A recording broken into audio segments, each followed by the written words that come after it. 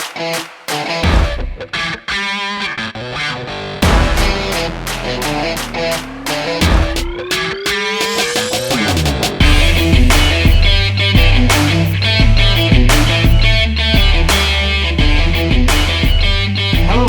fandom, welcome to the Shy Guys Football Podcast, where we're going to be bringing you all your fantasy football news.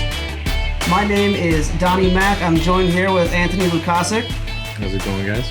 And today we are going to talk about that pivotal time in fantasy football seasons, the summer, the run-up to the preseason, what happened in the offseason, and what we need to be prepared for. And this has been, I think, a very interesting year when it comes to the world in general, but also the ramifications it might have for the fantasy football season.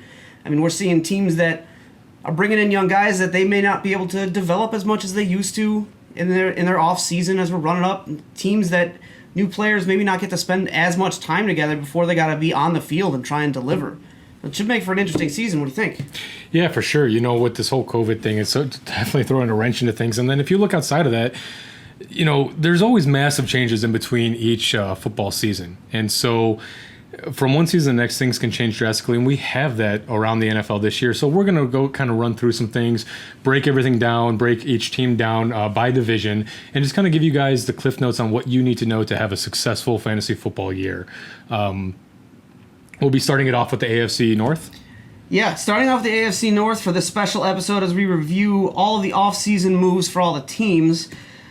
And let's kick it off with Cincy.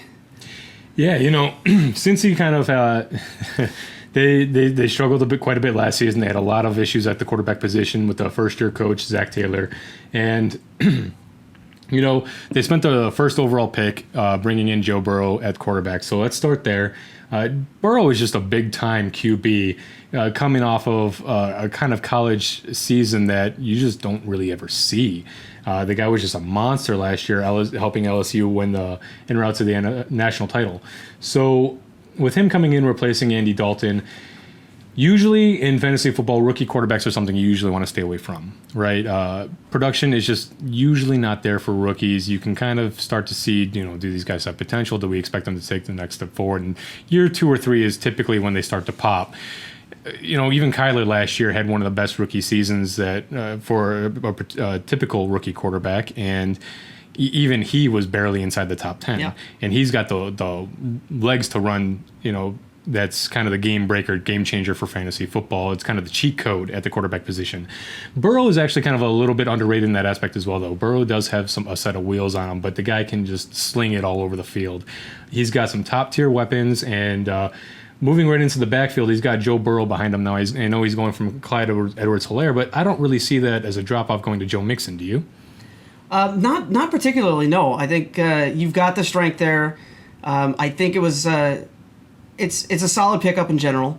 I'm looking forward to seeing how that delivers. Mm-hmm. But you know, there's always that X factor, that question when you start moving around, particularly coming from new quarterbacks coming in, is how are they going to mesh well with the team and use what they've got and make those play calls?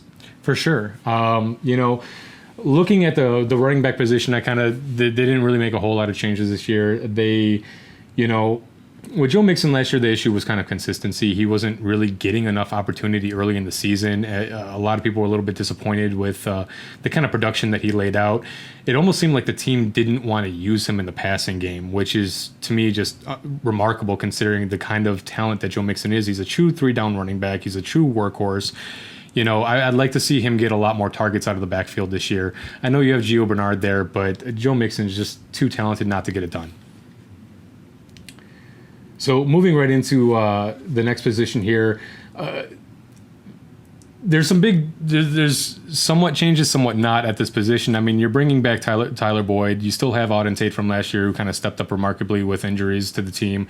And, you know, you still have John Ross, who himself got injured last year, but he's their speedster, their stretch the field down the field kind of guy. And with him and the kind of speed that John Ross brings, he was actually starting to hit some real production last year. He was starting to really hit some flashes. You couple that with the fact that you bring A.J. Green back healthy.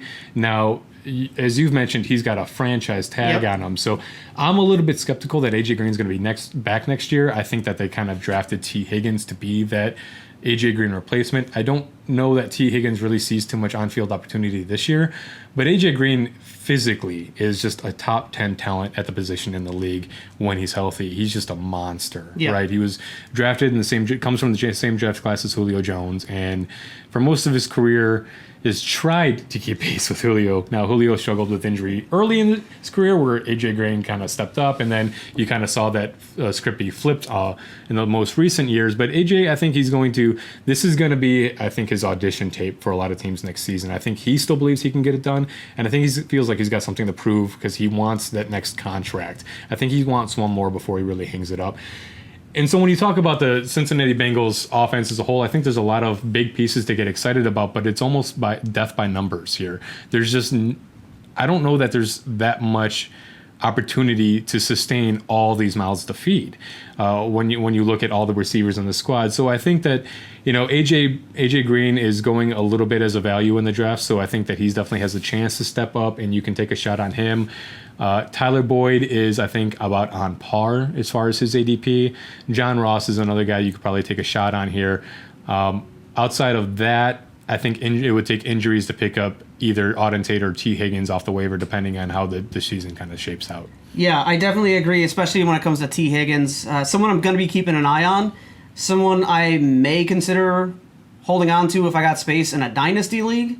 Well, yeah, in the Dynasty League, I think you definitely want to target T. Higgins in your rookie drafts. He's going to be going probably, maybe as early as late first round, probably around the early second, mid-second frame. I have him kind of grouped in with the Jalen Reagor, Justin Jefferson group. I kind of have him at the back end of that group based on where he's at the moment and just kind of the working conditions of the other players available in that same kind of category that he's going in. But for sure, he can be a monster in the NFL for years to come. Yeah, and the team as a whole, year after year, when it comes to the Bengals, you never know which team you're getting that year. Yeah, no kidding. I mean, they're 2-4 last season. This is a team that, usually tries to be the AFC North. They all try to be good defensive teams and kind of trot out some offensive firepower as best as they can. Now, I think with the Bengals finishing last in the division last season, they're still kind of at that same spot within the division. I think they have a lot of work to go on that defense. They finished on offense last year. They were 26 in total yards, 30th in points, 20 on defense, 29th in yards allowed, 25th in points allowed. So a lot of room to grow on both sides of the ball. I don't think they get it done on the defensive side of the ball this year. There was just too many gaps that they just didn't fill. They did add some nice names like, they brought in Trey Waynes as a big ad. I like the Von Bell ad a little bit better. But they have a long way to go, and I think that they're just kind of building to that. And so with Burrow, I'd like to see a mentality of just, what you get out of him and just something to be excited for moving forward. And let's just let him simmer into the league a little bit. And I think this is just a team to keep your eye on moving forward. Most definitely. Well, moving on to another team that always provides a bit of excitement in this division, Cleveland Browns. Yeah, with Cleveland, you just keep wanting to get excited for them year after year, offseason after. So finally, they're gonna, they built such a great team, and then they moved to Baltimore, became the Ravens, and ultimately went on to go win the Super Bowl, which was just a huge slap in the face to the Cleveland Browns fans. So you bring back the Cleveland Browns as an organization, as an expansion team, and they just seem to just continually struggle just to put together a solid unit that just can consistently produce. They got their guy and their franchise quarterback in Baker Mayfield, we hope. Baker's, a lot of people are calling that Baker is kind of in a make it or break it, almost like a Trubisky year this year. Yeah, he's a big X factor on this team. Yeah, for sure. He looked great as a rookie. He definitely put up some great numbers, but last year was a down year, and he looked terrible scrambling behind that porous offensive line, trying to get anything going. Odell could just develop no chemistry together. Jarvis Landry, though, was a bit of a bright spot. They bring in Austin Hooper. And so with this team, I think you got to look at what is the identity of this team. And so they bring in Jack Conklin and they draft Jedrick Wills out of Alabama to anchor the other side of the line for Jack Conklin. And, that was a big key for this offseason was really bolstering that offensive line. And so with this team, again, as I alluded to before, right now their strength is their running game. And now after bolstering their offensive line, anchoring those tackle positions, I still think they need some work on the interior of that line. But you do have Nick Chubb and Kareem Hunt, and oh my God, Nick Chubb, I'm a fan. He's definitely won me some games last season. Yeah, no, he was just a monster in production last season. And, if you're a Cleveland Browns fan, you got to be thinking that they need to take advantage of having these two top flight guys while they do, because I can't see Kareem Hunt being on this team next year. I'm surprised that they were even able to keep him this year. I kind of did expect some teams to be willing to pay that second round tender to grab him because he's just that talented. Now, I understand the argument with what happened at the Cleveland hotel that got him kicked off the Chiefs to begin with, and then he, right around the time of the second round tender that they put on Kareem Hunt, he also, I believe, had an incident with I believe he was driving while intoxicated. I think it was a marijuana related incident. And so I can understand if you had some character concerns about this and you just don't want to waste the capital and draft picking up a guy that's not a rookie. And I don't know, to me, Kareem Hunt is just too insane of a talent. I kind of was pulling for the Bears to go grab him, to be honest with you. Him and David Montgomery together, I think, would just be insane. And then you have Tariq Cohen as your gadget guy. But for this Cleveland Browns team, you got to take advantage of the fact that you have these guys. They're both profiled as just workhorse running backs. I mean, you can say what you want about Nick Chubb out of the backfield as a pass catcher. I think he's got some talent there. I remember seeing some just specific monstrous catches that Nick Chubb made that just wowed me, absolutely. But whereas Nick Chubb is serviceable out of the backfield catching, Kareem Hunt is just spectacular at it. And so I don't think that they're going to treat Kareem Hunt as a third down back. I think that you're going to see kind of a 1A, 1B situation. You're going to see them situationally bounce back and forth between these two guys. And so, Nick Chubb's going to have the higher draft capital, but I think Kareem Hunt later on in drafts is one of those guys that can later turn into like a league winner if something were to happen to Nick Chubb. Hunt will just dominate the backfield here. And with this defense, it's a great opportunity. Yeah, and I think overall, from a fantasy perspective, the positions that you're going to be drafting in fantasy, there's a lot to like on this team. A lot of people that I'm going to be keeping eyes on and may end up with. I've had several of them on my teams in the past. As I said, Nick Chubb. I've had Austin Hooper, who did very well for me. So I'm keeping an eye out on these guys. I'm hoping that the offensive line additions gives them an opportunity to really step up. Yeah, so you bring it up. So for now, let's skip wide receivers and go straight to Austin Hooper because I do want to talk about this guy. They bring him in on a 4-year, $40 million contract, if I'm not mistaken.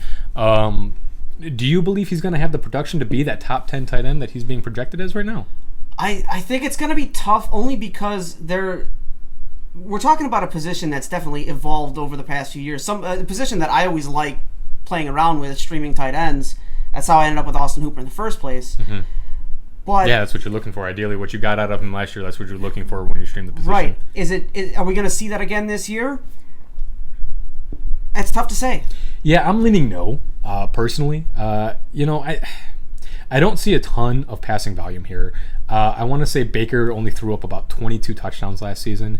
And so, maybe he takes a step forward, but what does that look like for him? Are we projecting 30 touchdowns? I don't think so. I kind of like him in the 22 to 26 range. I think that'd be a pretty comfortable spot for him there. And then, so where do they all go? And, you do have a decent amount of mouths to feed here. You can't really take one player away and nobody else is going to beat you on this team. And so with Hooper, I think, maybe it just depends on Odell. How do you feel about Odell? Does he have a bounce back season? I think this is his opportunity to have it. If it's going to happen, this is going to be the year. If it doesn't, I'd be worried just in the past because of how we've seen that name slip further and further down each year. This is going to be that make or break year for him. Yeah, I'd love to see him stay healthy. I think that's really the biggest thing. And throughout his career, that's really been Odell's biggest thing, is when he stays healthy, he's just a monster. He's fun to watch. Oh, my goodness. Right there, one of my favorite moments in NFL history. And so, he does some spectacular things, just otherworldly talented. And so maybe another year in the system, he develops that chemistry with Baker. Maybe coming off that core surgery that definitely hampered him last year, and it looked like it hampered him. I'm not gonna lie, he didn't look 100% out there. And throughout most of the season, a lot of people were questioning what is wrong with this guy. It just doesn't look like Odell. But then in the meantime, you had Jarvis Landry step up, and you had him become the team's true number one. Oh yeah, stepping up from a down year that he had in his first year with Baker. Because you got to remember when Jarvis came from the Dolphins. Jarvis on the Dolphins was like 116 catch, like 4 to 6 touchdowns a year kind of guy. Mostly going to work out of the slot and just do a lot of that short PPR damage. When they brought him into Cleveland the year prior, they used him as a number one receiver, and you could tell Baker wasn't really comfortable throwing him the ball. You could tell Jarvis wasn't really comfortable running those kinds of routes. Everything just kind of looked off. And then they bring in Odell last year, and so now things open up for him a little bit more. He starts getting accustomed, and I don't know that Jarvis's production is at the end of the year going to be that much worse than Odell's, to be honest with you, even if Odell stays healthy. And so I kind of personally like the discount value that you're getting out of Jarvis versus Odell. Right now, you're still paying that top price for Odell Beckham, but with Jarvis Landry, he's just almost perennially disrespected fantasy football drafts. And you can get him in like the 5-6 round range, and if you're getting what could end up being the number one target over in Cleveland, I think that there's a lot to speak to that. Yeah, definite value spot if you catch him in those rounds. Yeah, for sure. All right. Anything else you want to say? We touched a bit on the defense. They have a solid unit. They have Myles Garrett. They have Denzel Ward, just two outstanding elite level players. And then you bring in Andrew Sendejo to kind of shore up that secondary a little bit more out of Minnesota. Sendejo, now he's 32 years old. Say what you will about that. But he was still getting it done. He had 3 picks last year. And this guy is just a monster. He's got a nose for where the football's going to go. Whether it's he's trying to cut off a route or he's just meeting off a running back, he's all over the place. And so that's a really solid ad. I'd love to see this team finally just kind of click together. And moving on to one of the most stable teams in this division, the Ravens. And Lamar Jackson, is he coming back down to earth? And moving on to one of the most stable teams in this division, the Ravens. And Lamar Jackson, is he coming back down to earth? Last year he had 36 touchdowns and 6 interceptions. I don't think his arm is that good. I don't think the talent at the wide receiver / tight end position is necessarily that good. Now, you got to understand, when it comes to Lamar Jackson, you got to understand the blueprint that the Ravens are trying to follow, and it's actually an old one. It's actually based way back in the beginnings of football, where you have just a monster running football team, an O-line geared towards running the ball, a backfield geared towards a lot of running backs that can just pound the ball in there. You have your elite playmakers, you have your guys who can catch it out of the backfield, you have your monster tight ends, your big targets, and then you got your really fast guy that's just going to stretch the field and keep them from really putting 8 men in the box every freaking play. And you can't really do that with Lamar anyway because you have to set edge contain, right? So when it comes to this team, you just have to understand that back when they drafted Lamar Jackson with I want to say the 31st or the 32nd overall pick out of the first round, it was right at the tail end of the first round.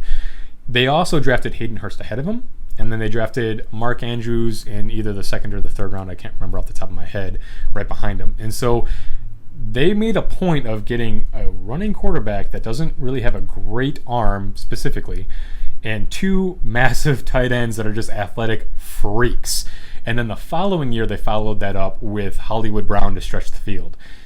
The writing was on the wall going into last year of what this was going to look like. I think they kind of took the league by storm and how efficient they were at it. But, this is going to come back down to earth. The New York Giants on national TV years ago showed us how to shut down Michael Vick. Okay, and so once you see the league start to catch up with what the Ravens are doing, and you're kind of seeing that with these athletic freaks that kind of play every position. Jabril Peppers came into the league a few years ago. I think he was kind of underrated in that regard because he can play all over the field. Isaiah Simmons is the big name from this draft class, went over to the Cardinals. Great pick by the Cardinals, by the way. And he can play just all over the field, just athletic freaks all around. You're seeing the speed of linebackers come up. You're seeing them get a little bit smaller, but a lot faster.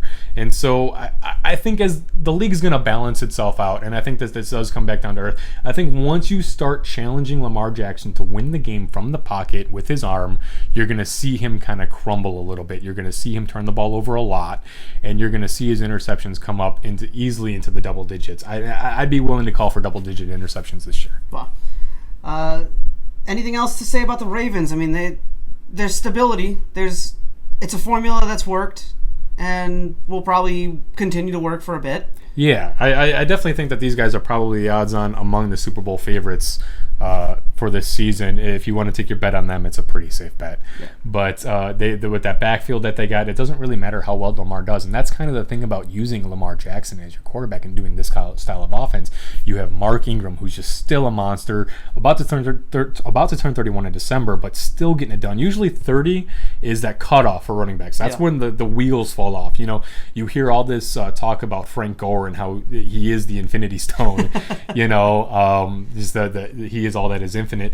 It is a surprise of how well Gore is still getting it done at his age, because once you get so much mileage on your body, running backs start to break down. And Mark Ingram, we're not seeing that quite yet. I think when it happens, it's going to happen quick. But they've already kind of prepped for themselves for that. And they have J.K. Dobbins, who I think can take a real, just massive impact for fantasy if Mark Ingram does go down at any point in time. You'll still probably see Gus Edwards and Justice Hill a little bit, but I think this is really going to be the Mark Ingram and J.K. show. Excellent. All right, so rounding out AFC North, Pittsburgh Steelers. And they made some interesting moves here. Some stuff to get excited about. If you say so. I think there's potential. Not this year necessarily, but... Well, maybe. It depends on Ben. To be honest with you, I honestly think that if it's going to be any year, it's got to be this year, because I don't know that Big Ben has another year. You know what I mean? He's coming off that injury and with his elbow that was just devastating. And so with him and his age and just trying to sling that ball downfield, because he loves to launch the ball. What does Big Ben look like this year, I think, will really dictate what the Steelers look like.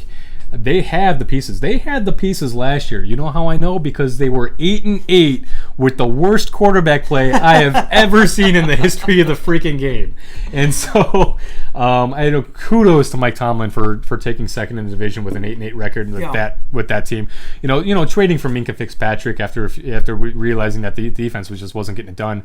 You know, somehow that trade alone just kind of morphed that entire defense into a solid top flight unit again, which they usually are. It was a little bit surprising to see how handily they were getting beat last year.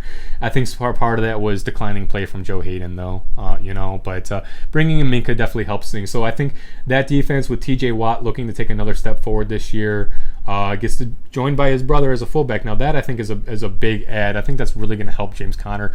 I think that's really going to help James Conner health-wise, to be honest with you, if they use him. Watt is an insanely great fullback, and so if they really try to play smash-mouth football with James Conner, he's proven that his body can't hang up with that. But you put a big body blocker in front of him, kind of take off a little bit of that, the impact of some of those hits that Conner will be taking. I think that'll help out quite a bit. Conner's got some speed and he's got some moves, and more importantly with him, he's a patient runner.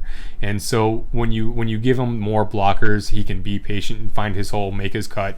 And that's really how you see Lev Bell handling his health over time and why he's been so reliable, because when you are able to cut through your holes and you have to get tackled as you're at a full head of steam, the way you fall, you're not taking the brunt of a big impact at the line of the scrimmage. You're more being able to fall on your side, kind of go down on your own terms, and that just helps with running back health so insanely much. So I think they have the opportunity to let Conner be the bell cow that Tomlin wants him to be, and if they don't, they've done some good job identifying Benny Snell, who's a capable backup, but bringing in McFarland, who's going to be just electric coming out of that backfield with a 4.44 40.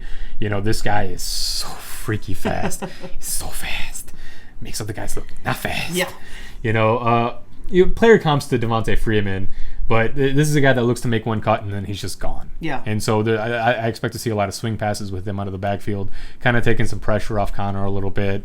I like this team. I like this team a lot, and I look forward to them becoming a playoff team again. Yeah, and McFarland is definitely one that I'm keeping an eye on because of what you mentioned. he's gonna be getting. If he gets free, he's gone. He's gonna move, and he's got the athleticism to make those cuts and get free. For sure. And another guy, and the funny part is they have another guy in that offense who is their number one in Juju Smith-Schuster. Yeah. And this guy can take it to the house anytime he touches the ball. He had some really high draft capital investment last year, and so when the quarterback play declined and he just couldn't get it done, he had question marks surrounding him. Even with that high draft capital, people were still willing to pay that much to get him, even with the question marks of can he get it done without Antonio Brown there? Because now he's the number one. Right. And can he take all that attention and still get it done? I think with Juju, what we saw is that he's not as, kind of like a Cooper Kupp, not as good on the perimeter, better in the slot. Really attacks those zones and really almost kind of seamlessly tiptoes through those zones and finds the open space for the quarterback to hit him, and then he's just gone. And so I think that with Juju, they're expecting to bring him back into the slot. I do expect a bounce-back season from Juju. I think that you can trust him. I think that where he's going right now in drafts is kind of a value. Look for him to be featured in our value episode that we film in a few weeks. And I'm more curious. I mean, Deontay Johnson is gonna get his shot on the outside, and he showed he's got some pretty remarkable skills of himself last year. I'm more curious about the James Washington versus Chase Claypool question mark, and is James Washington going to get another shot, or are they just going to move right on to Chase Claypool, the big body guy? Big Ben likes his big body guys. Oh, yeah. And this guy can freaking move. Well, just being 6'4", already a decent size. Yeah, 238 pounds. 6'4" with a 4.4 240. Yeah. I mean, that's lightning, and then you add on to the fact that he's 238 pounds. Get him going with a full head of steam and I want to see a safety or cornerback try to stop this guy. He's, there's a lot of candidates to be next year's A.J. Brown. I would probably put Claypool in that regard, just in the fact of efficiency from taking place to the house and just a tank nobody can stop. I mean, you just look at this guy physically, and he's got the physical tools. Now, the question is he going to get the opportunity? Is he going to have that trust from Big Ben? And can Big Ben's elbow get him the ball? Yeah. Remains to be seen. Yeah, the final touch on this team will be Eric Ebron. Now, I know that they brought in Vance McDonald to be the guy. Everyone was trying to do the Vance dance for the past couple of years and just couldn't get it done. Does he completely, is this the Eric Ebron show? Is he the next big thing for the Steelers? They did pay him, was it a 2-year, $12 million? So they did bring him in for a decent amount of money, but it was a short contract, almost like a prove-it thing where they can cut ties with him if he doesn't get it done. Big Ben does, like I said, his big body guy, so he's definitely going to like his big Eric Ebron. He showed that he could be a red zone just monster just only 2 seasons ago. And you might be right about getting him at a bit of a discount because of his down season from last year. They might not have paid as much as they otherwise could have. So, yeah, this could be a sneaky, very productive ad for the team if he blows up. But with him, I just feel like you're rolling the dice. And there's a lot of other guys in that tier that I think I might just prefer over him. Yeah, I'm sitting in the same way. He's had production, but coming off of a down year, there's still a lot of questions, and there's not really so much to get super excited about that would make me take the chance over some of the other talent. Yeah, for sure.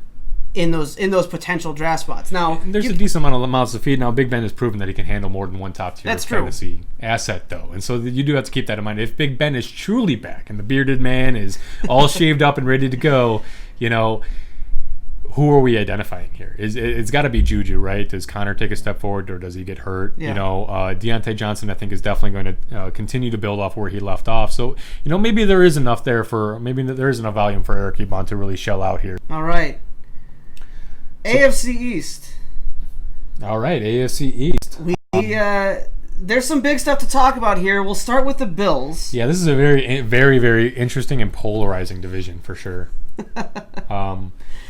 Looking at the Bills, I think the big question mark on this team, kind of like how you said Baker's the X factor on the Browns. Well, coming out of, I believe that same draft class was Josh Allen, and He is a big question mark. He's a big X factor. Now, he took a great step forward last year for fantasy football value, and even kind of in the for NFL value too. He was a little bit more consistent than people thought he might be, and he was consistently putting up more fantasy value than people were expecting from him. And so, for this guy, the great part is, to be honest with you, when we talk about Lamar, I almost want to talk about Josh Allen in the same sentence. Now, Josh Allen's got the stronger arm, but when you talk about passing capability, I kind of have those guys a little bit in line with each other, to be honest with you. But whereas Lamar Jackson has more of the elite level running ability, Josh Allen is just more of a fantastic big body, hard to stop runner, kind of more of a Cam Newton-esque. So, maybe it's more like comparing Cam and Lamar, and that's something that I kind of put all these guys all in the same boat. Great at running the ball. I wish they were just a little bit better at passing. Right, and they gave him a good pass catcher target this year. Does his accuracy, his completion percentage worry you that our new pickup in Stephon Diggs might not have someone throwing to him that's going to let him be the star he should be? Yeah, so, when we talk about polarizing, Stephon Diggs is definitely one of the names at the top of the list here. I mean, you can see, on one hand, you have the argument of how much the Bills gave up to get this guy. I mean, let's go through that haul right now. So the Bills gave up to the Vikings a 2020 first round, fifth round, and sixth round pick, and a 21 fourth round pick, and received in return Stephon Diggs and a seventh round pick. So, that's big. Yeah, that's just a slew of picks for really just Diggs and just a dark horse shot. And so when you look at Diggs, he's coming off a 2018 season where he had 102 receptions for 1,021 and 9 touchdowns. Last year, 63 receptions only, but 1,130 yards and 6 touchdowns. And so, this is a guy that is definitely a top-tier talent in the league. The question is, can Josh Allen get him the ball? Josh Allen's sub 60% completion rate tells me no. Yeah. And Diggs is great at getting separation, sure, but I just don't know that he's just going to go get the ball. I think they're going to use Diggs on a lot of these prototypical wide receiver one routes, and I don't know that Josh Allen is able to just hit them. I'd rather Josh Allen's best attribute is just either running the ball or launching it deep and letting somebody go get it. I'd be a little bit worried about Stephon Diggs' production with Josh Allen slinging him the ball. But, I mean, the rest of the industry kind of seems in line with this as well. When you look at where Stephon Diggs is going for his ADP here, we pull it up, and he's right around the 55 overall spot. They got him at wide receiver 24 for his average draft position, which is, I think, just insanely low for who Diggs, could be. Would you blink if Stephon Diggs shelled out for, let's say, 1,409 this upcoming season? No, and I don't think I would either. And so, he does have that top tier ability. So with Diggs, I think that you're already kind of getting him at the median, maybe even the low end of what he's capable of. And so you don't really have to worry about him returning the value if you do want to take the shot on him. I think he's a pretty safe bet for, what this team wants him to do and where he's being drafted, for sure. And then I just want to circle back real quick to the backfield in this team. They did let go of Frank Gore, who definitely drove down the production for Devin Singletary this year, but they did bring in Zach Moss, who they drafted. Player comparison to Frank Gore, the team comes out saying, hey, he's going to have the Frank Gore role, and Frank Gore completely handicapped Devin Singletary's kind of upside. This guy is an electric running back. And a lot of people want to trust Singletary going into this next season. How do you feel about Zach Moss and his impact? Well, I mean, do you think that does he look to you to be more? Are you expecting as a rookie for him to be like an 8 to 12 carry guy, or do you think he's going to be what Frank Gore was more in the beginning of the year last year, where Frank was getting like 12 to 15? I think they're going to take that chance. Mm-hmm. I'm not convinced he's going to hold up to it at first. I don't think so. I think it might take a little bit of build time. Okay. I think he's definitely got a shot to have the goal line role, which is extremely important for fantasy football value. And that's like he's going to be the one that, your buddy's got someone getting them downfield all day, and now you're going to vulture that TD right at the end and make up more points. He's definitely going to be the between the tackles runner too. I'm curious how many touches he's really going to get. I think I might be a little bit more in line with you as far as the beginning of the season, maybe through the first 4 to 6 games. Maybe he does only get the 8 to 12 touches, and then maybe closing into the midway point of the season, he starts getting the more trust if he can build up the confidence in the coaching staff to get the 12 to 15. Yeah, I think they want him to be there for sure. Yeah, and I do too. And so I think that we are going to see him kind of limit the upside for Devin Singletary a little bit. But, Devin Singletary is a smaller back. And so, he's right up around 200 pounds. So, in theory, his body can take a larger role in this offense. But you almost get the feeling that Buffalo doesn't want to use him that way. They want him fresh, and they just want him to be electric. Because this is not a guy. You got to remember, Devin Singletary looks electric when he's running the ball in the field. And he's one of those guys that passes the eye test. But when you look at the metrics, his 40 time was low. Yeah. I want to say it was, higher than a 4.5. I want to put him in the 4.6s if I don't remember if I'm remembering correctly. So he doesn't look that slow, but I think they want to keep him fresh and just kind of let him do his thing to carry this offense. And then you also have Cole Beasley and Dawson Knox there. They're there. Yeah, and they're going to contribute. They're not going to just go away completely. So when you have a team that's putting up you're probably going to be looking to put up about 20 points a game and let their defense shut things out. They're going to be a run-heavy team. I'm concerned about how much upside Stephon Diggs has, how much upside Devin Singletary has, especially with Josh Allen. I think if there's a piece to own here, it really probably would be Josh Allen, because he gets to benefit from Singletary out of the backfield, John Brown running deep, Stephon Diggs just grabbing everything he can get his hands on. Yeah. He's got people that are going to make him look good if he can get the ball where it needs to be. For sure. And I'd be a little wary trusting him to get the ball to these other guys, but I would definitely be able to trust these other guys making Josh Allen look like a top fantasy option at the quarterback position. Any other big moves with the Bills that we need to bring up?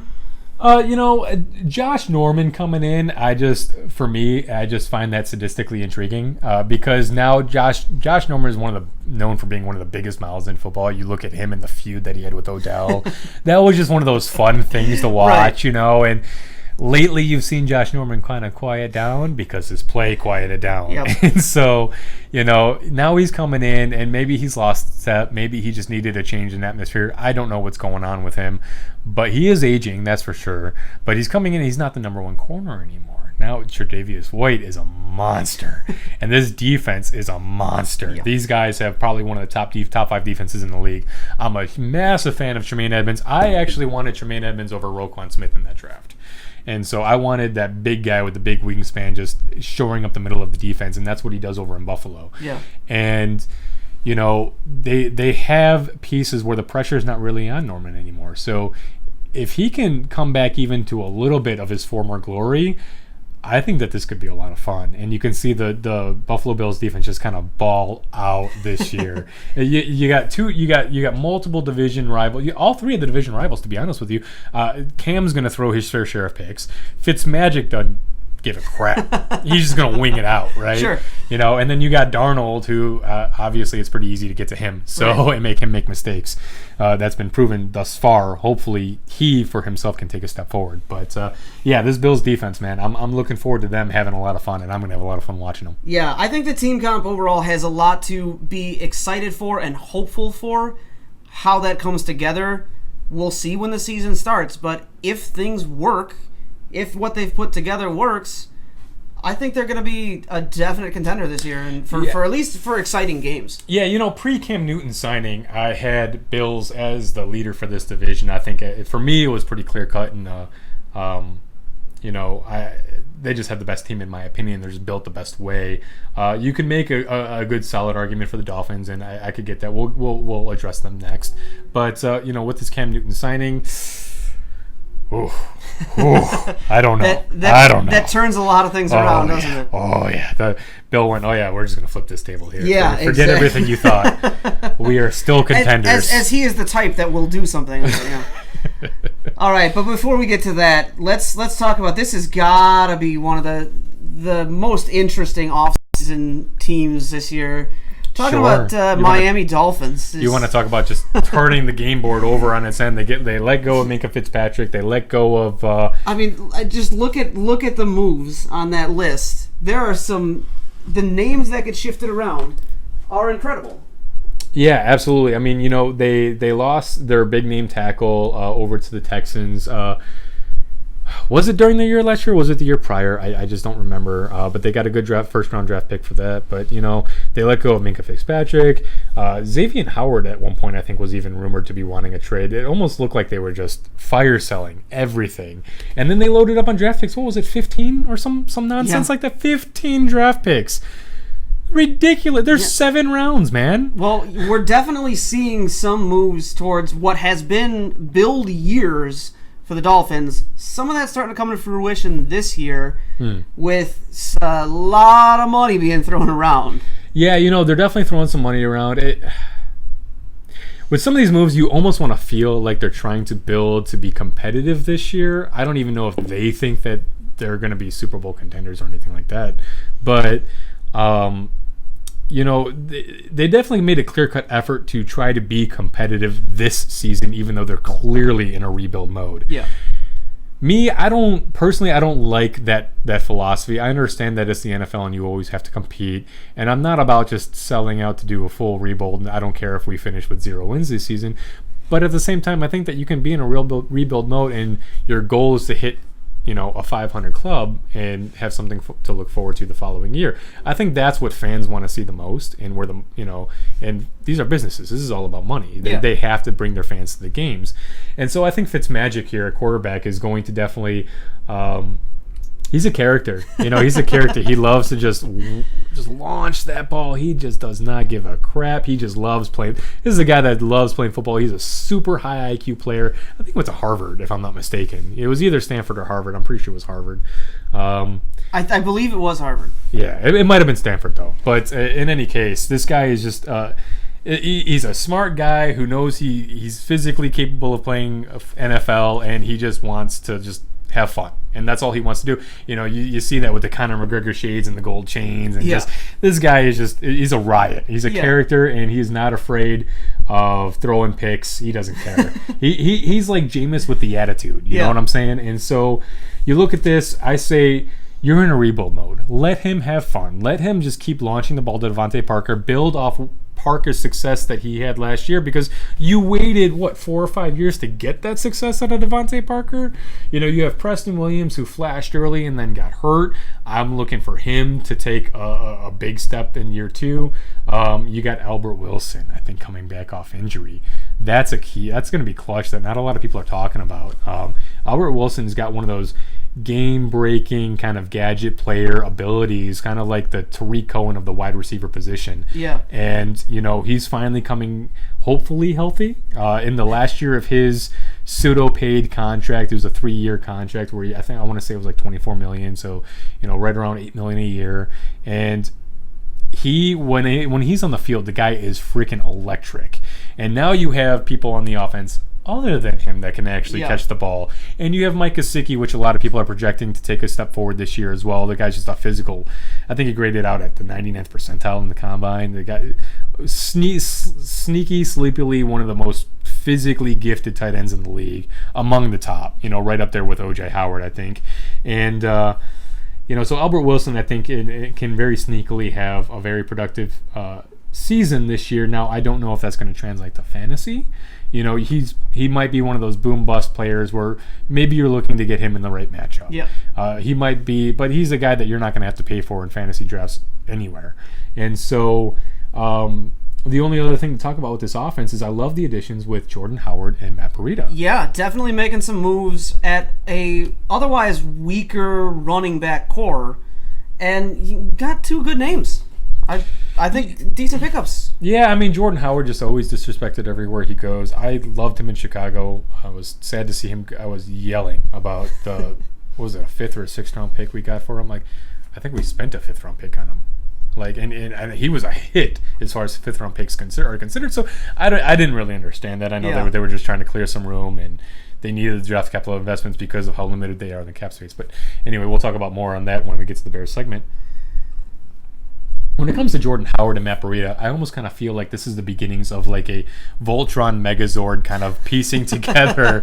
You know what I mean? I mean, you got Jordan Howard, who's just incredibly efficient in between the tackles. You got Matt Breida, who's efficient anytime he gets the ball, but isn't really spectacular in and of it. He's a small guy. He's not going to be great in between the tackles, but he's got great catching ability out of the backfield, and so you can really kind of piece together your offense with what you want to accomplish. You could even trot them both out on the field at the same time, and really keep the defensives guessing. You could do a lot of fun things with these two guys and some of the weapons that they have. So this offense, I finally feel like they might actually be an offense this year. Yeah. Well, let me ask you this from a fantasy perspective: Jordan Howard, Matt Breida, who do you like?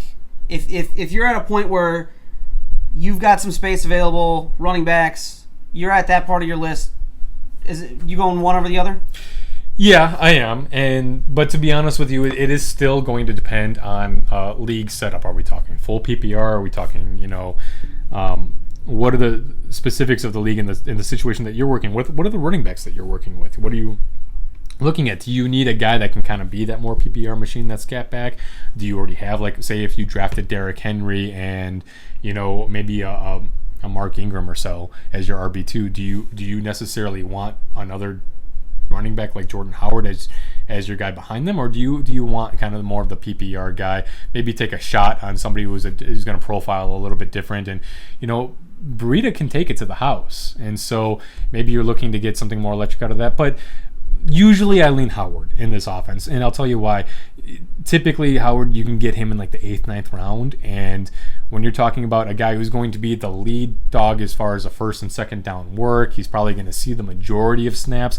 Howard is a pretty efficient pass blocker too, and so I'd be more comfortable with Jordan Howard where he's being drafted, because I think that he's probably going to, if he stays healthy the whole season, he's probably going to be, if not a 1,000-yard rusher, darn close, and probably still put up anywhere between 6 and 10 TDs for you, depending on how efficient this offense is.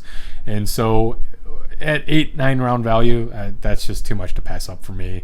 I don't really see Breida having that reliable role, but I could see him if you want to take a shot at somebody who's a little bit more explosive. Yeah. And one last fantasy question for you. Okay. Particularly as it involves dynasty leagues. The pickup of Tua. Yeah, so is Tua going to play this year? A lot of people, it almost, I was calling that the Dolphins were going to draft Tua before Tua even got hurt. And this whole, you can talk about the tanking for Tua thing. Joe Burrow did blow up, and I still felt like Tua was just a perfect fit for this Dolphins team. The guy is he's got the capability to be something else the league hasn't really seen yet. I think the perfect, almost what people want Lamar Jackson to be, I think is what Tua can be. Maybe not as prolific as a runner out of the backfield, but I don't think Tua will need to be. I mean, you look at his numbers at Alabama and just how incredibly efficient this guy was. He just really doesn't turn the ball over. And so when it comes to rookie quarterbacks, I am almost always against starting them at all in the rookie season, unless you want to talk about maybe the final quarter of the season, if it's just a lost year. Let him get some experience and all that. Yeah, sure, that's fine. But I like, Gene Hackman and the replacements put it best. You should be carrying a clipboard your first year, not carrying the team. You got a young guy who's coming in and he's learning everything about the NFL and how everything is different as opposed to college and high school. You got the game speed, which is much different, and you have to have programmed responses physically for your body according to every instance and every circumstance you're going to see on the field, right? And it takes time to develop that. And it takes time to learn what your coaches want you to do for that team that you just got drafted to. And so for a quarterback, let them learn everything that's expected of them and everything that the coach wants to see from them, and let them kind of relax a little bit and kind of ease into it. When you thrust them in and they don't perform, it can sow the seeds for some discourse among the team members. It can sow seeds of doubt in the quarterback's confidence. And that is, when you're the guy slinging the ball and you're throwing it as hard as you can, trying to fit it into like a needle's worth of space in between two defenders at your guy 25 yards down the field, you have to have the confidence in your arm. You start to lose that, you start to lose a little bit of what you got. Yeah. And so I am almost never okay with putting a rookie quarterback in to lead off the season. I want Tua, and he's coming off hip injury. And so do you want to risk your quarterback getting hurt to the point where he can't even play football anymore when you spent this such high capital on him? So, let Fitzmagic do his thing. Let him sling the gut ball around. Let Tua sit on the bench and let his butt heal up real good. There's no rush here. Let's have some fun this season. Just have some fun. You're in Miami. Have some fun. All right. Moving on to, and I'm going to say this real quiet because I know the Jets. Jets, yeah. The team that's my favorite. Yeah. I know. We love talking about the Jets, don't we? No, but there is some... There's some excitement here. Yeah, for sure. Yeah. If not for the team itself, for some individuals. I would have to say that if you look at this Jets offseason, they addressed something a little bit better than I would have expected them to, because they needed to address the same thing last year and they didn't. And so this year they really threw some capital at it. They brought in Josh Andrews out of Indianapolis who's graded out as PFF has him at a top 10 center in the league. You bring in their Mekhi Becton, that's right, the big guy. Oh my God, this guy is a giganimous mountain of a man. And the freak thing about it is I'm pretty sure this guy runs right around like a 5-second 40 time. Like, this guy can actually move for being someone that monstrously big. Don't let that number sound deceptive. Something that size should not be moving train. That. Yeah, that's a freight train moving that fast. I mean, granted, how muscles and tendons can manage to move that much mass. And that is kind of my point on this guy. So a lot of people are really concerned. And for those of you looking at the graphics, I apologize about the typo on the name here, but with Mekhi Becton, the big concern about him is, can he keep up with the edge rushers that are those speed guys that just have those otherworldly swim moves, like the Joey and Nick Bosa. You got Khalil Mack. You got just all these edge rushers that it's becoming a dominant position in the NFL, and you're seeing a lot of teams try to pick up their guy for this. Can he physically maneuver himself around to block these guys? Very good question. Yeah. And I think that's a reasonable question. The Jets seem to feel like he can. I think that the fact that he can move as fast as he can is at least encouraging. Right. His shuttle drill was incredibly impressive. And so I think that this guy can move way better than anybody at 360 pounds has a right to move. But yeah, you're definitely not plowing through him, but there is that question of, can you outmaneuver him? And with some of the players, like you were saying, the teams are building that way to maneuver around some of these monster guys. Will he be able to keep up with someone coming around him as opposed to trying to go through him? Because we know no one's going through him. Mm-hmm. Well,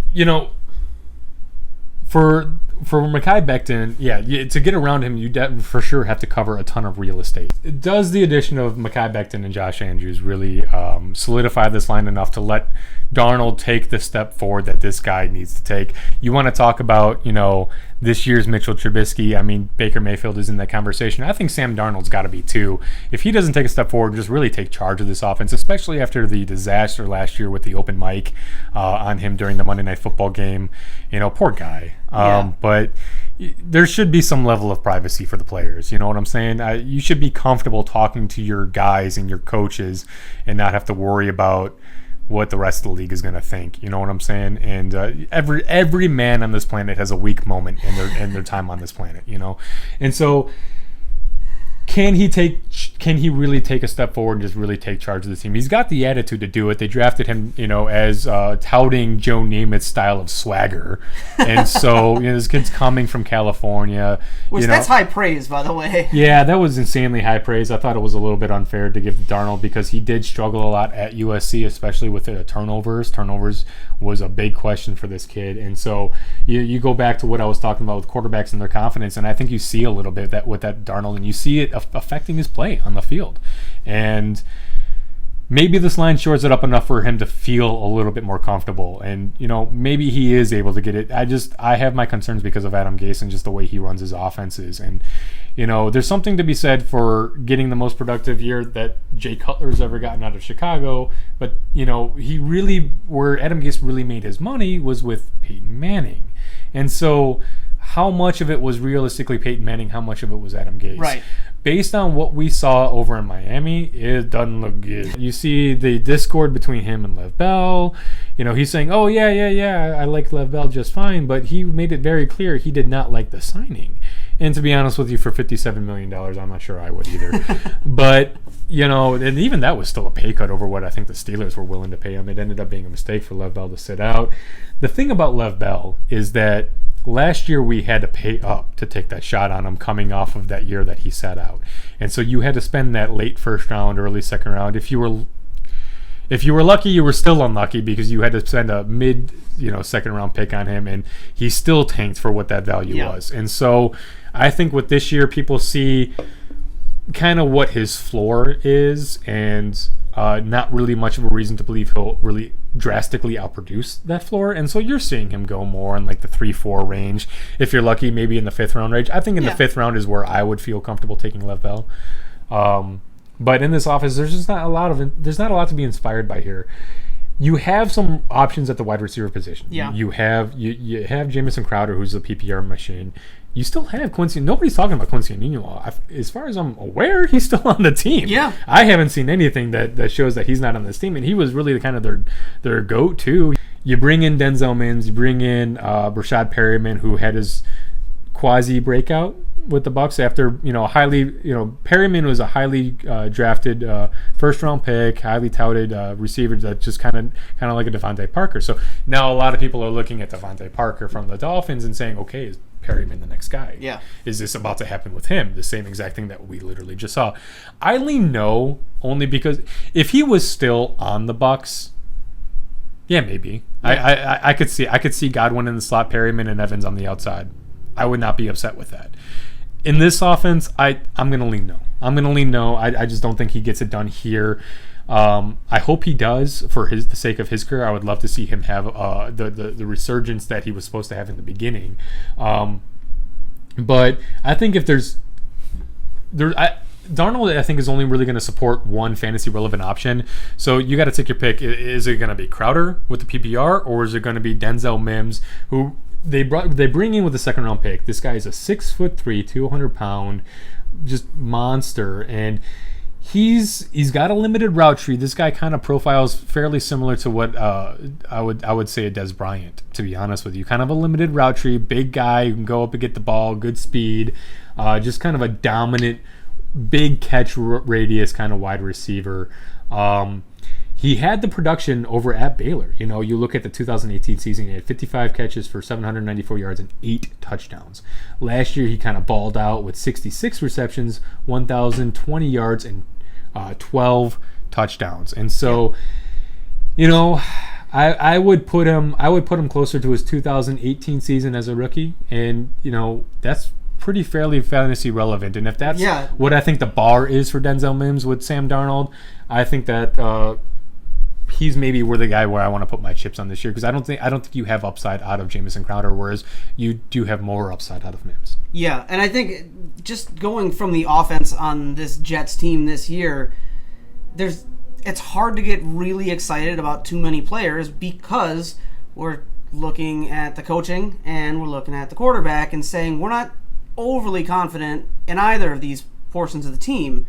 But like you said, if someone like Mims can step up, and I agree that the 2018 stats, that sounds about right, especially coming into that. Yeah, I mean that kind of college production is what I would anticipate for him in his rookie season in the NFL, right, for sure. And that's not bad as far as fantasy production goes for a season. Yeah, it's not your number one, especially for a rookie. But you're not drafting him as a top receiver. You're drafting him for your bench as a guy that you might need to plug in case of injury or bye weeks. Right. And so I am more than pretty happy with that. Yeah, I'd say if you, especially whenever you end up with your number one running back and you see that the bye week ends up with a Mims easier schedule that week, pick him up as just your bye week play, and I don't think you'll be disappointed. Yeah, and by the time we get to that point of the season, we'll already know if he's that guy or not. Yeah. You're going to have multiple game samples to draw from. And so really the only other interesting piece to talk about this on this offense, I mean, you can bring up LaMichael Pirine if you like out of Florida. The team did bring in Frank Gore to technically back up Lev Bell, I guess. And he's going to see his fair share of touches. He's going to get some touches. And so I think that also limits Lev Bell. But I think Bell has a better shot at increasing his production from last year with this improved offensive line. I don't think we're going to see the Lev Bell of old is all. LaMichael Pirine behind all of them. I see him more as his player comparison is actually Sony Michel, which I don't like because it's just a little bit too recent for my taste, and there's still too many question marks with Sony. And so with Michael Pirine, you're getting a guy he's got a 4.62 40. He's not lightning fast, but kind of similar to that Devin Singletary, where he just, what you see doesn't really match the statistics. And I'm not saying that Pirine is a burner by any means, but I think he's a better version of Samaje, to be honest with you. And so, maybe a couple of years down the line, we'll see if he ever develops. But the guy that I really want to hit on is Chris Herndon over at tight end. I think that everyone was expecting him to have his breakout, step forward season last year. He ended up getting suspended, and then when he came back from suspension, he was just really not healthy. I think he was overweight. I know he ended up getting hurt, I want to say in practice, before he could even ever play his first game. And it ended up being a scrapped year for Chris Herndon. I think with a full offseason to get healthy and just hopefully, the pieces just kind of come together for him. I think if you want to take a shot at him, I kind of have him in the the Jonnu Smith, Ian Thomas kind of grouping as the latter of the three guys, and those guys to take a shot on. All right. Well, rounding out our division and our podcast for the day, New England. Boy, if this division didn't have enough interesting stuff going on with just the Dolphins moves, like the Dolphins alone make this one of the more interesting offseason divisions. Then we get to the Patriots and the chess being played by Belichick. Yeah, Belichick's at it as always. As always. Bringing in Cam Newton, this was an interesting move. I was waiting for them to bring in a quarterback months ago. And I just question every single day I look at it, just questioning, why haven't they brought in a quarterback yet? Why haven't they? Are they really going to roll with Jarek Stidham? And not that I had an issue with that per se. I was actually kind of intrigued about it. I was curious to see what would happen. The entire industry had to scramble to figure out what we believe about Stidham, what we believe about the production that this Patriots offense is going to have this year. And I got to tell you, predictions were just, they're not good. Yeah. Not looking very favorable for any of the fantasy options in New England. And traditionally, I think you could usually bypass a lot of the fantasy values in New England only because Belichick's happens. Yeah. And it's just really hard to rely on these guys a lot of times. So I was almost kind of okay with the way things were playing out. But now you bring in Cam Newton and everything's just in a freaking flux again. And so in typical Belichick fashion, bringing him in at the 11th hour for a contract that just makes the league just eye pop. Richard Sherman was just yelling about it. And Cam's definitely on a prove-it deal. I think that this is I don't know why Cam felt like he needed to audition, though. Yeah. Maybe he just wasn't getting any other offers. I don't know. But to be honest with you, the way that... Could have been personal. Could have been... He may just want to be there. Yeah, maybe there's that. I think you would get some more socially controversial arguments from some other people. But for me, Cam and the Patriots, I had this pegged months ago, and the only thing I could think of why it wasn't going through had to have been because of COVID and physicals. When you look at let's take the Falcons for example, and they bring in Todd Gurley, and they bring him in on a pretty decent contract, and that he's got questions of health with his knees, and you bring him in, and then you got this whole COVID thing throwing everything into a flux and making it really hard for guys couldn't get physicals, and then out of nowhere the Falcons kind of sign Gurley, and everyone goes, well, what's his health like? Everyone's questioning it, and the Falcons actually released a statement where the offensive coordinator went, we don't know. We're not really sure. Could be fine. I'm sure he's fine. But it's like you spend that money. What? You don't run an NFL team that way. You know what I mean? Like, just hearing that response was just so off-putting from the Falcons that I'm very high in Gurley myself this year, but that put me off. Like, it's kind of scary that a team would run things that way, and I think that's kind of what we got here with the Patriots and Cam. I think that they were really just waiting for. It almost felt to me like Cam kind of had a handshake deal with them to begin with, like long ago, and provided he clears all the physical once COVID clears up and when things start getting back to normal, okay, we'll go get this deal done. And it almost felt like immediately after things started opening up, Cam had his physical, he signed his contract. Yeah, and so he jumped into the role too, immediately going to set up practice days with some of his targets to start getting acclimated to throwing to them, to having them around. Like you said, that had to have been kind of in the works beforehand. He had to know what he was getting himself into before the deal went through. Yeah, he probably had a pretty solid idea of what he was going to do and what his future was going to look like. I would have a hard time believing that someone like Cam Newton would not have any clarity whatsoever on his NFL future. He's aging, but he's still young enough to get the job done his way. You can say what you want about him as a player, and I have plenty of things to say about him as a player, but when you look at him as a team, he is absolutely a leader. He's going to motivate people. He's going to motivate his teammates. He's going to get the job done. And he's exciting. He's exciting to watch. He's exciting for his teammates. He's high energy. He gets the blood going. And these are all good things to have in a football team. And so, this is just, it's a great move for the Patriots. And it's a great stopgap while they take a breath and figure out, okay, how do we really move on from Tom Brady? I think bringing Cam... the biggest things to really say about the Cam addition is, I had the New England Patriot quarterback position kind of rise on my draft boards completely. I have Cam, by the way, nestled right in as my quarterback 9 for the season right now, because Cam is either going to be brilliant for fantasy or he's going to get hurt and just you're going to struggle with him as your QB1. So I have him kind of nestled in that 9 spot right now, right between Carson Wentz and Baker Mayfield, and I feel pretty comfortable with him right there, especially coming in off these injuries, coming into a brand new system. I think he's going to thrive as a quarterback in the Bill Belichick system, and you're going to see more of what he offers as a quarterback than him just leading the Panthers and doing anything he wants to freaking do, especially with the rest of his offense. He's got some names that can play and deliver for him that he's going to be using as targets. Yeah, and so I think that's what Cam really brings to the table here. I think that he improves the value immediately of N'Keal Harry, who a lot of people were unsure of what to do with, and who a lot of people are forgetting about, Mo Sanu. Mohamed Sanu coming over from the Falcons during the season last year, it was kind of one of those under the radar moves, and it didn't really have much impact because I want to say he got hurt. And so the Patriots did give up, I want to say, a second round draft. If I'm not mistaken, and please correct me if I'm wrong, I want to say they gave up a second round draft pick to acquire Mo Sanu from the Falcons. Now, with Sanu's age, that was the big hang up I had on that kind of draft capital, and you don't really see Bill Belichick do stuff like that very often. He doesn't really like to give up value. He likes to look at the guys that are the highest end talent possible but are just complete head cases, and guys that are risky, he likes to take them, say, here, if you want to have a career in the NFL, perform here. You do that, you're going to get paid somewhere else. Yep. I'm your stopgap. Nobody's been able to do that more successfully than Bill Belichick, and that's kind of the foundation of how the Patriots have built this dynasty that they've had over the last 2 decades. Something the NFL's never seen before.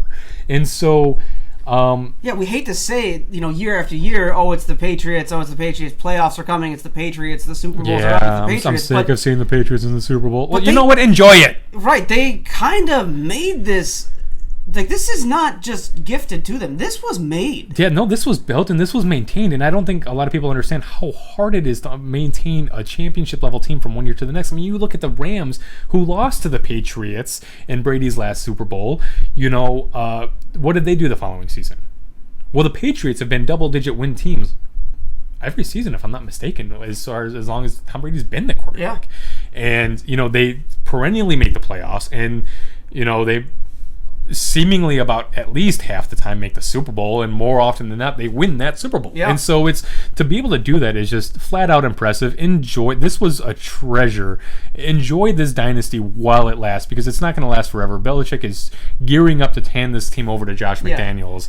I think the writing's been on the wall that Belichick is going to hand this team over to Josh McDaniels. And I could see him hooking up Josh McDaniels, because you got to remember McDaniels turned down that job for the Colts that Frank Reich ultimately got, and really snubbed the Colts in that, and really the rest of the league probably damaged his reputation for any future head coaching jobs. And That was a big move when he talked McDaniels into staying over there in New England. And so when you take a look at that, you just take a look at the way this team has traditionally been run. I want to get back on topic here and finish out on Mo Sanu.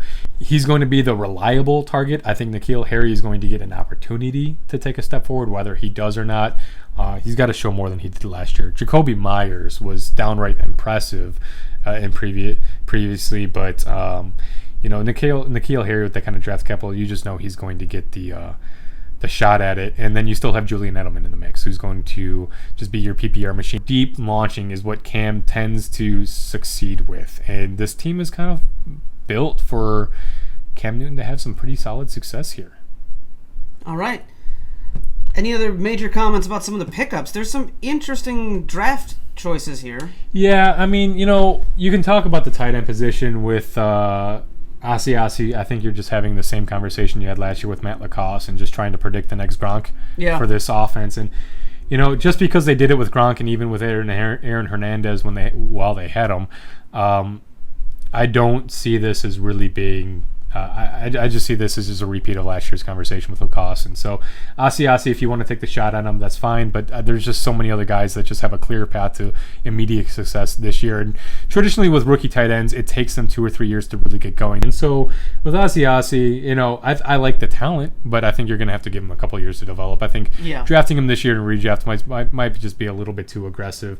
So really the only other question left with this team is this defense. In redraft leagues, do you draft this team with a vengeance based on what they did last year? Yeah, you wouldn't think like a defense could really have that much swing, but when your defense is putting up points like that against everyone else who's putting up 8 to 10 a week, maybe, that's huge. That makes up for your stud having off week or being shut down. It just does so much for you. I mean, it could just single-handedly win you the week, quite literally. And so with defense, I usually preach, I say this having drafted the Bears defense, I think in like the 10th round last year in our redraft, but I usually preach patience. If you identify what you want, basically a late round flyer that you want to take that you think is going to blow up and just really be a difference maker for your team, 10th round and later, anywhere in that, I'm okay with you taking your shot on what you believe. If you believe that this defense is going to repeat the performance that they had last year, go ahead and take your shot. If you have if you're feeling pretty confident in your roster and the starters that you drafted and having some capable backups behind them, and you're sitting there in the 10th round with, okay, I got my starting roster pretty much filled out. I got a backup or two that I'm pretty confident with. I think that I can get some more backups a little bit later. I'm going to go ahead and take my reach here. I'm okay with it. I mean, that kind of otherworldly production just deserves its kind of own unique treatment. Yeah. Personally, I'm still like that with the Bears this year. And then if you want to call me a homer, we are the shy guys. I get it. Yeah, call me a homer all you want. I don't care. I just love football. I don't care what team it is. I'm looking at this Bears defense, and they're turnover monsters that had a down year last year, and they still finish as a top flight defense in the league when you look at yards allowed and points and all that jazz, and just most of the metrics really. And then they just got better. They added Robert Quinn to help take some of that pressure off of Khalil. I know we got a little hometown corner going on here, but we are at the end of our segment here, so you're going to deal with it. And you get Akeem Hicks coming back, and so when you look at the beginning of their schedule, they're facing off again. I believe they travel to Detroit. They start out in Detroit, then they come home against the Giants.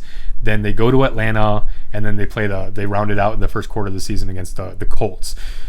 Well, when you look at these matchups, Stafford is a gunslinger, and the Bears defense, they're going to put up points against that Lions offense. That's just going to happen. You look at Danny Dimes and the Giants coming to Chicago for the first game of the year after a disappointing season. And then, Matt Ryan typically tends to struggle in the beginning of seasons. He usually throws quite a few picks before he starts to settle things down traditionally, depending on whether it's his up year or down year and things like that. And then Phillip Rivers, I have Phillip Rivers kind of having a very similar season in Indianapolis as he had in his last year in Indianapolis and Los Angeles. Did I say Indianapolis the first time? Yes. I'm not even sure at this point. But, Phillip Rivers is a guy that, he's 38 years old, if I'm not mistaken. The guy has just been around forever. I think he's just grateful to have gotten another contract. The contract's worth some decent amount of money. Yeah. The guy's got his own baseball team in his household with the 8 kids or whatever it is. I mean, I think he's just having fun while he can have fun. I expect him to sling the ball around a lot. I expect him to not really care if he turns the ball over. Yeah. And I expect him just, to be free-spirited and just launching teams. So, yeah, I think that there's a lot of meat on the bones for these offenses during these first 4 matchups against the Bears. So I have them as my top-ranked drafted defense this year. And I will say this, whether it's the Patriots, whether it's the Bears defense, the one thing a really strong point-generating defense does for you as a fantasy player, bragging rights. Because there's nothing better than when your defense outperforms your opponent's quarterback or RB1. And just the level of bragging you can do to someone, the shade you can throw at them. Yeah. When your defense puts up 20 points, listen, I know that's not always the kind of mentality you have that wins you seasons, but my God, does it feel good sometimes to have those. And as a fantasy player, first and foremost, if I could have those moments, and I'm looking forward to them in our season, that we can use this medium here to trash talk some of the other guys in our league. Oh, it's going to be a fun year, no doubt. Yeah. Especially because everything's going to be just so off-the-wall crazy with the repercussions from COVID and the limited offseason, the limited preseason, how much everything has changed throughout the season. Yeah, it's going to be great. The bottom line when it comes to fantasy football and you're targeting defenses, if that's your thing, or other players late in drafts, know your league. Know who these guys are going to target. For us, it's a very Chicago-dominant team, league, rather. Yeah. And so we have a lot of Chicago Bears heavy fans. And so we kind of have to approach things a little bit differently. But know your league. Draft, go after your guys. Go get them. Yep. For sure. Know your league. Know the guys you play with. Beat them and trash talk them relentlessly to make them learn the error of their ways. With that, we are going to come to the close of this episode of the Shy Guys Football Podcast. Join us on the next few episodes when we are going to finish out talking about the AFC offseason as well as move into the NFC offseason and talk about those teams. In the meantime, if you want to get in touch with us, look us up on Twitter at Shy Guys Football and at shyguysfootball@gmail.com. If you'd like to send us in an email, please feel free to send us your questions, any concerns you may have, anything you want us to address or take a look at. Post in the comments. You can add us all day, bro. Post your questions. We'd love to answer them. We'd love to interact. Yeah, and definitely looking forward to hearing about your fantasy seasons. We want to hear that something we said helped you win, and we want to hear by how much and what you did to kind of what you did to celebrate and rub it in. We want to hear some of that celebration. We want to hear about those big wins you have. We'll break them down, analyze them, because that's really the key, is to understand. When you win in fantasy, you need to understand why, and it takes a little bit of reflection, a little bit of breakdown. That's how you're going to keep your team going and build. And that's how you're going to win your championship. For sure. Peace out.